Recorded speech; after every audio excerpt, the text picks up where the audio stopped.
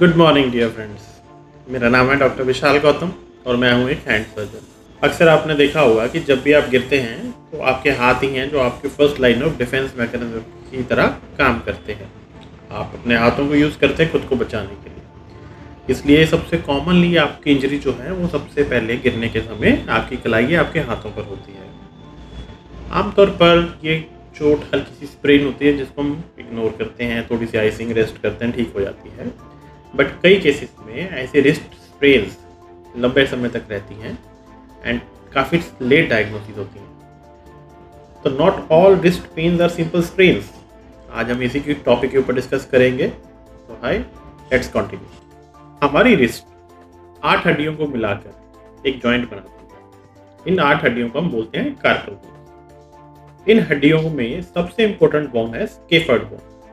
Scaffold bone आपके thumb के नीचे वाले हिस्से में हड्डी का नाम है। ये बोन आपकी स्टेबिलिटी एंड आपकी मूवमेंट के लिए बहुत इंपॉर्टेंट है और ये ही आपकी सारी 8 हड्डियों में से सबसे कॉमनली फ्रैक्चर्ड बोन है जब भी आप अपनी कलाई के बाद गिरते हैं। तो इस बोन में ऐसी क्या खासियत है? सबसे पहले इस बोन की ब्लड सप्लाई बहुत कम है, जिस कारण से एक तो ये जुड़ने में बहुत टाइम लेती है। सेकेंडली, छोटी हड्डी होने के कारण से कई बार इसका फ्रैक्चर होने के बावजूद भी एक्सरे में नहीं पता लगता और पेशेंट को भी खास पेन नहीं होता है। पेशेंट नॉर्मली इस पेन को इग्नोर करता है।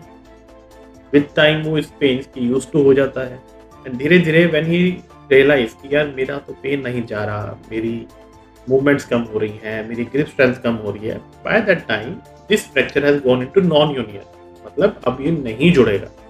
And it's also start affecting other bones of the wrist, leading to wrist arthritis. तो क्या करना है? जब कभी भी आपकी कोई रिस्ट की मोच या पेन हफ्ते से ज़्यादा आपको तंग कर रही है, make sure you visit your nearest doctor. Scaffold bone को ढूंढने के लिए कुछ स्पेसिफिक एक्सरेज करवाने पड़ते हैं, इसलिए बेटर है कि आप किसी हैंड सर्जन के पास ही जाएं। उन एक्सरेज पे नॉर्मली हमें स्कैफोल्ड फ्रैक्चर दिख जाता है। कई केसेस में एक्सरेज में भी अगर हमें डाउट हो then we go for an MRI और CT scan depending upon the condition. MRI में हमें 2 चीजें पता लगती हैं। First of all the presence of a fracture, secondly the vascularity of the bone. As I have told you कि इस bone में एक ही ब्लड वेसल है जो सप्लाई करती है इसको, तो फ्रैक्चर के कारण से जहां फ्रैक्चर होता है उसके आगे की हड्डी की ब्लड सप्लाई रुक जाती है। यही कारण है कि ये नॉन यूनियन में भी बहुत जाती है। तो एमआरआई ऑल्सो टेल्स अस कि कितनी वैस्कुलरिटी बची है and whether we can save this bone और नॉट। अब आते हैं इसकी ट्रीटमेंट ऑप्शन पे।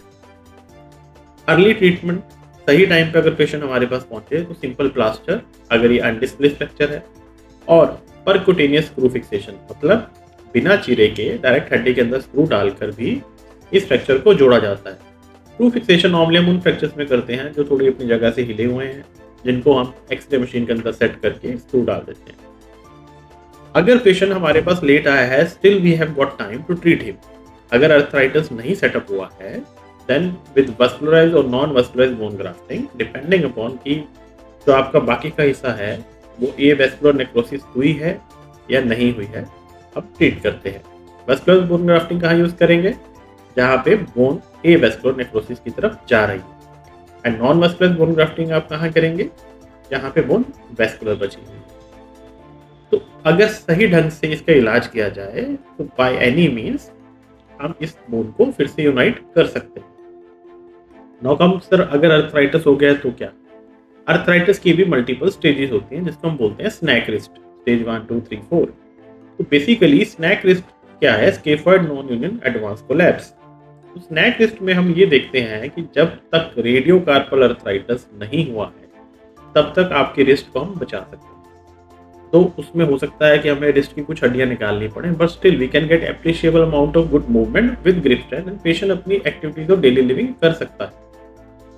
बट ये सारी कहानी का अगर मैं एक निष्कर्ष निकालूं यही है, any wrist pain not getting improved for more than 1 week need your attention.